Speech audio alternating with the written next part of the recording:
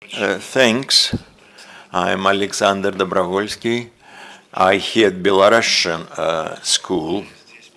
So when I came here, I felt so many ideas after I heard people who made their presentations here, and I think that I would go home enormously enriched in my thoughts and impressions, and I would try to understand better what happens in my country and here in Europe.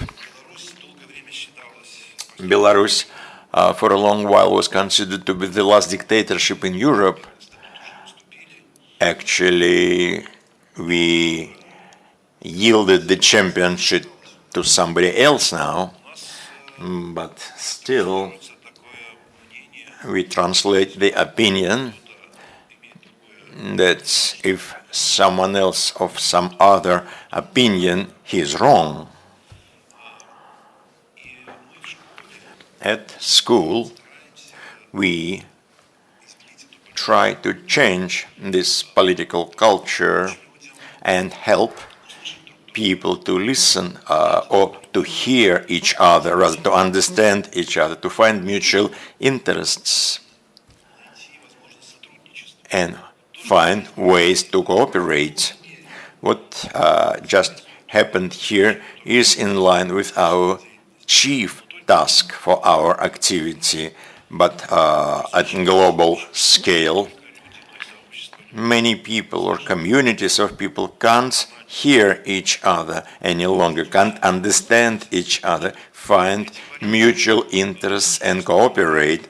There are barriers, they do exist in our heads and they exist in real life.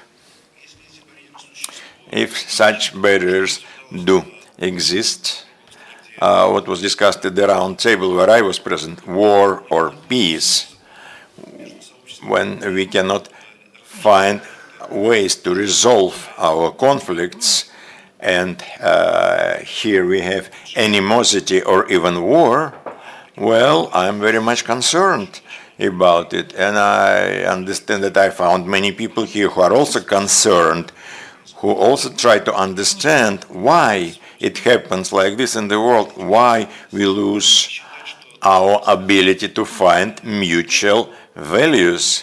We have more things that unite us than divide us. We are different, but this is our richness. We can enrich each other. That's what we talk about during this forum. And I think we haven't probably found universal responses because they are not there, but we moved a little bit closer to understanding of values which allow humans to remain humans. Clash of civilization is a special topic, but civilization is also a culture of cooperation and interaction, which has been worked over by humans by way of surpassing difficult conflicts.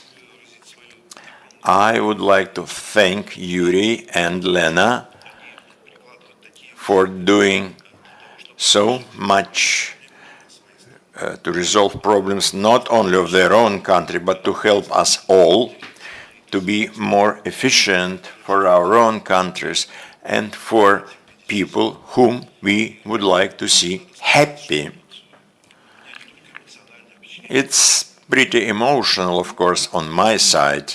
I'm pleased by these discussions, and I understand that there are chances which we should use, and there are people who think about it, and I wish all these people success, and I thank you for the chance to listen to you here. All the best to you in your activity.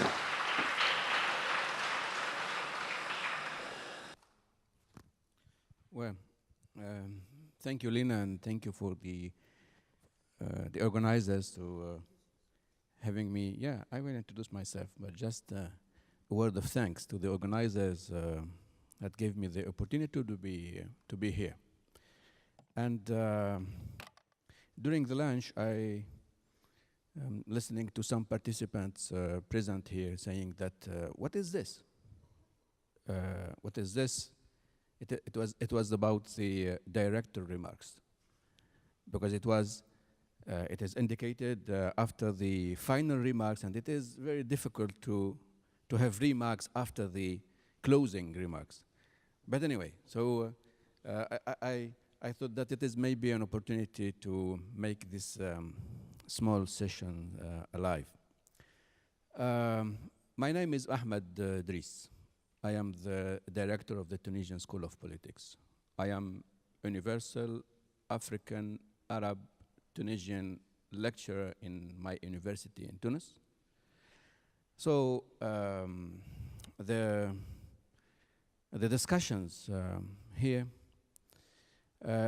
bring me 20 or more than 20 years ago, when Samuel Huntington launched its pieces on clash of civilization and the new pattern of conflict in the world. And it seems that the views of Samuel Huntington are still alive in our world, and maybe impacting our way of thinking. And it seems also that the Western way of thinking moved to the eastern part of the world. And it seems that now, because I am among Russians, so or Belarusians, or the eastern part of Europe, are now under this impact and seeing everything as a probably clash of civilization. That's my first remark. My second remark is that we are taking this way of thinking as something totally accepted everywhere. It is not true, because they are part of the world considering that there is several civilization and not one civilization. Someone said yesterday that because we are dealing with universalism, that means that there is several culture, but one civilization. No, there is several cultures between or among, within several civilizations, but those civilizations have to deal with some common concepts or common values. Those values are linked to the human being. And during the last session, someone said that because we are human beings, we have common characteristic, and then we have the common values to deal with. So maybe this is true. The truth is that we have common characteristic because we are human being, and then we have to defend. We have to, yes, defend, but strongly defend universalism, because it is related to a human characteristic, not because they are belonging or they are dealing with several civilizations. We in Tunisia, since now we are leaving deep political and social change since now 5 years or more, we also have this kind of discussions alive, debates alive on universalism and specificity. For some of us who dealt with the former, with a sort of dissident to the former regime, the discussion on universalism was really an issue, because the former regime was also defining or defending the idea that we have our own specificity, and this specificity made that people have to follow their rulers, and also to don't be allowed to practice their freedom, because some freedoms are Western freedoms, so and not culturally accepted. Now, after the revolution with the new constitution in Tunisia, that issue was also in discussion, also on the table of discussion. And it seems that now it seems, it's not totally solved, but it seems that it is solved because one of the articles of the constitution said that we accept the universal values or the universalities of the value of human right. It's maybe true, but we have to be sure that tomorrow nothing will change through other channels than the constitutions. But we in our program in the School of Politics, we try also to have this kind of debate alive, because we are dealing with several components of the society. We have in the same time the leftist, the centrist, and also the Islamist, and dealing with the Islamist is sometimes difficult to make them understanding that it is the universality is very important for all of us. But I can say that we succeed to impact their way of thinking, and yeah, so maybe we can be more successful with this kind of gathering if we gather some other people here to learn and to exchange experience.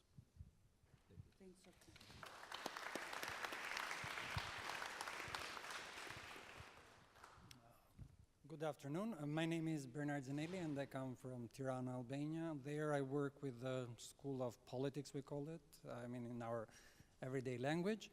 And I deal with issues that are more or less close to the curriculum and how to do the school better. So my notes that I want to share with you are actually in this particular vein. So how is this discussion, which honestly it's a little bit remote from the topics that we discuss in Albania, can become themes in terms of developing the new program that we put for the participants of the school.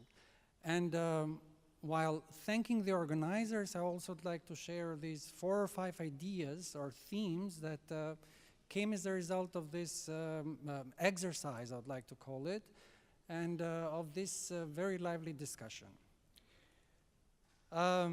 First, it seems that the war, which, I mean, at least for my generation, was more something that you watch from TV, is a reality.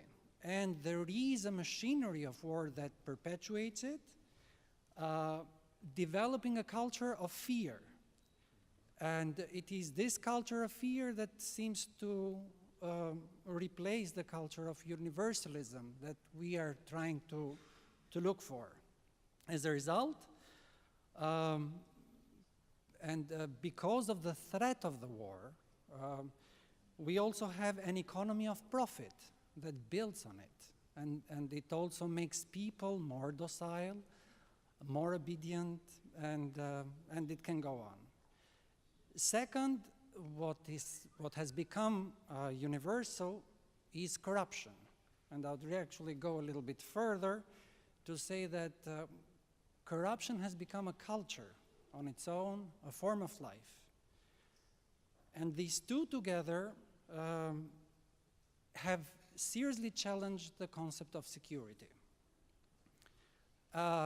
It seems that in this new reality, the role of the state has really withered, and the state has become less sovereign as a result, less people-friendly, and on the other hand, more threatening and more effective in using the fears that I mentioned in order to ensure obedience and to wither personal rights and personal space. As a consequence, it seems that democracy is ebbing or withdrawing. people are closing within themselves, becoming more resilient, more afraid, because life has become more expensive. Many people lose jobs. Migration is a big issue, as it was mentioned. And population groups become poorer. And the challenge that is for, the Albanian school and other schools is how to find or how to revive this lost universalism that we have been talking about and replace this universal culture of corruption, of war, etc., etc. And I'll stop there. Thank you.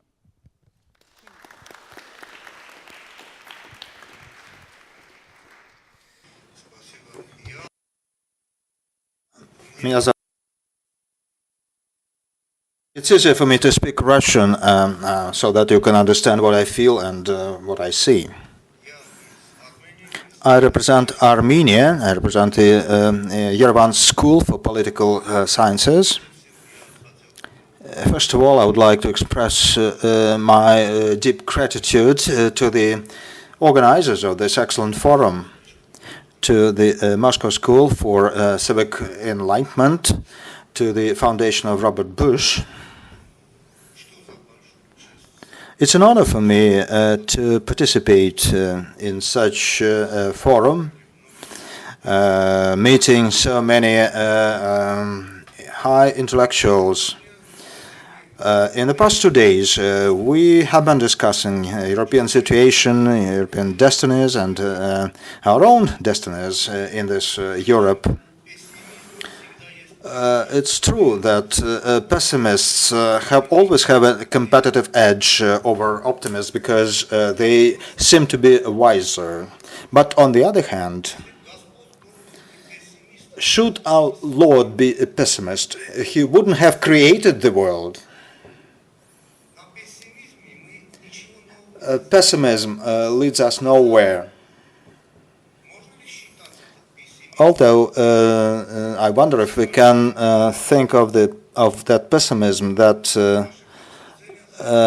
was dominant during our 2 days of discussion, groundless. I think it has a lot of grounds, since in events that have been taking place in Europe over the past 100 years make the Europeans, and although I represent the country which is not part of the most of the European institutions, except for the Council of Europe. But I can say that I feel myself European, and not only Armenian, but European. So I can really speak without any feeling of being a stranger here. And it's true that those events that Europe has watched over the past 100 years, it gives some grounds to be pessimistic. But over the 100 of years, we saw also the history of self-determination and the will to overcome problems. A lot of problems have been overcome, and Europe has made great progress. Europe proved to be valid and viable despite all the pessimism. We saw that something happened in history that had never been seen before. That's a level of cross-Atlantic partnership that led to the establishment of the strongest military alliance of NATO. And I'm confident that Europe will find an economic foundation for the cross-Atlantic partnership. And the word lost in our name of the seminar is not valid here. I think if we call it in search of new universalism, it would reflect our aspirations better. And we have also a lot of grounds to be optimistic about that. I can just quote what Ben Franklin said. You can dream of something that is not realistic, but do everything you find realistic and you will succeed. Thank you. Thank you very much. And following the remarks by the Armenian person, I feel like proposing another toast. I'm Elmira Nogoibaeva from Kyrgyzstan, from Central Asia. It's a little bit further from Armenia, but it's very close. I represent the School for Civic Education of Kyrgyzstan. The school was established 6 years ago, and before that, we got the papers published by the Moscow school, and it became the bestseller with us. And we read it through and learned about such a name as Nemirovskaya. And we decided that it is exactly what we lacked. And so we are trying to really become closer to you. And it's not a centrifugal force, it's the opposite. And this universalism is really the objective we have to strive for achieving. And that was the focal point of all the discussions at all sessions.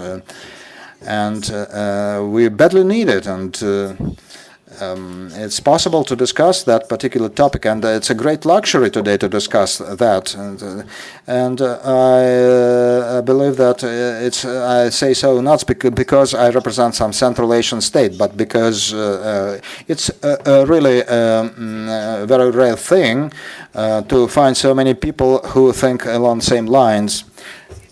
I read an article. I read a lot of articles of prominent journalists, and they may be living in Moscow, Kiev, and everywhere, but we cannot meet them face to face. It's only possible here in this venue.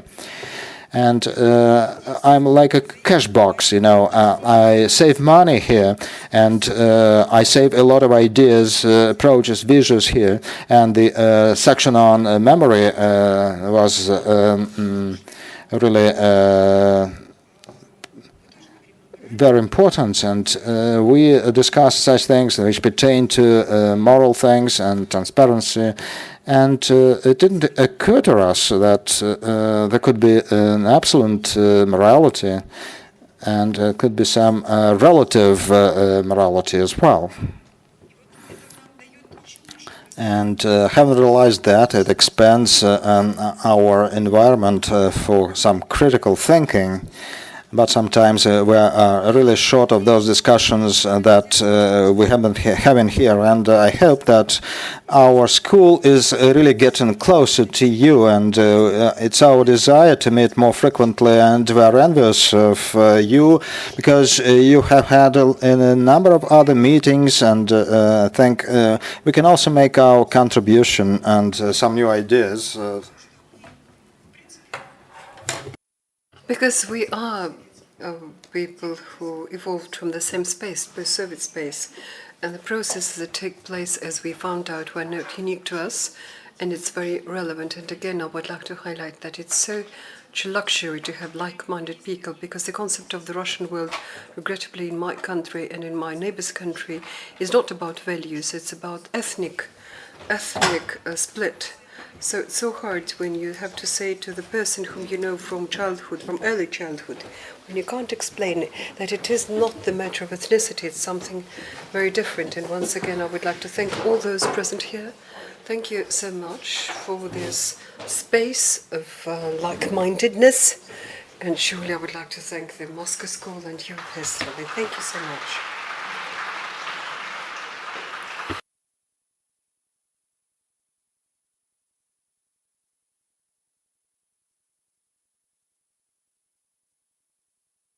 So we have another 25 to 30 minutes, since this meeting is not attended by the first school to be set up after Moscow school. It was the Georgian school. So since its director could not make it, I would like Nadari to suggest that you should say a couple of words. Would you like to use the mic or speak from the floor? Well, for me, it is a great honor to speak before you, ladies and gentlemen. I'm Nadar Rasila from Tbilisi. I represent the Georgian delegation, the Tbilisi school, if I may say, in my own Moscow school, which is so close to me and is always with me. What I want to say is that, of course, the great optimism that our colleagues they gave it, transferred to us, I certainly support them, and we shall certainly continue to promote this optimism, if I may put it this way. What I can say about myself is that after the seminar and after every meeting of the school, I'm alone, but after the school, I change up so much after all these events. So every time I attend a seminar, every time is like the first time, and this feeling that never leaves me, that I completely change after a seminar. And my mindset, my mentality, my attitude towards people have radically changed as towards the values that are around us. Thank you so much to each and every one of you. There's people who are watching us, who are listening to what we have to say, and who try to evoke the values that we have been referring to, and those who would like to share them with us. So once again, thank you, and we hope to see you again, and we'll certainly stay in touch. Thank you.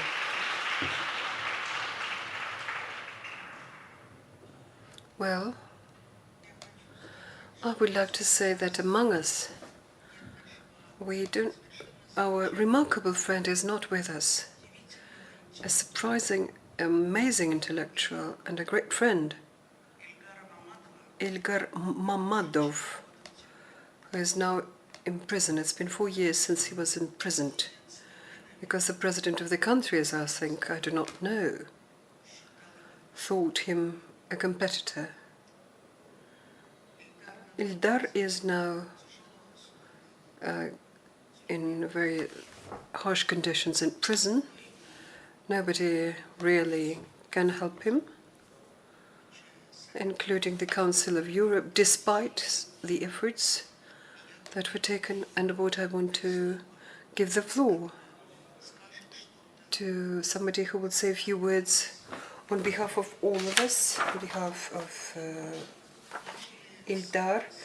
We extend our sweetest, most tender words, and please give my love to him and tell him that I very often think about him. He's a very beautiful person. You know, he's attractive. He speaks Russian like I do. He speaks English like an Englishman. He graduated from the Moscow University. He knows literature very well, but now, at somebody else's volition, his best years are now spent in prison. Well, I would like to give the floor to you, please.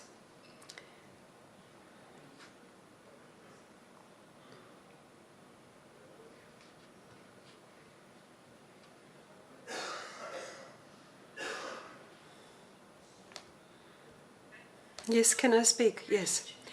Of course, it's very difficult for me to speak instead of where Ilgar was supposed to have said something, but I'll give it a try. As the first graduate of Baku School, one of the first of the group of 5, who graduated from Baku School, if I'm not mistaken, that was back in 2009. I traveled from the country where, regrettably, anti-liberal trends have been rising so fast recently. We can see it, we can sense it, we can see it every day. Looking at the legislation limitations that are imposed on civil society institutions, at the example of limitations of media freedoms, based upon the fact that political prisoners, I suppose we have over 100 in my country, and Ilgar, one of 100, one of that 100. And on the other hand, well, hypocritical as it may sound, but this is also a good indicator that there is some dynamism in political struggle, and we're struggling we are struggling, especially those, of course, who are, it's not myself, I'm here with you in comfort, but we are fighting to achieve the freedoms. We are fighting for the values that Europe acquired through having really gone its own path through a sea of suffering and human blood. A huge role in consolidation of democratic efforts was played by Baku School of Political Studies, who is a component under the Council of Europe. And I suppose Ilgar can feel how much we care for him, how much we support him. He knows, and through us and through your support, he has been receiving emails from your books that you have sent him.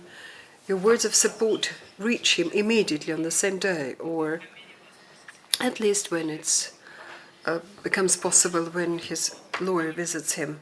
This certainly matters as support for him, and not for him alone, for other friends who were incarcerated at this time in prison.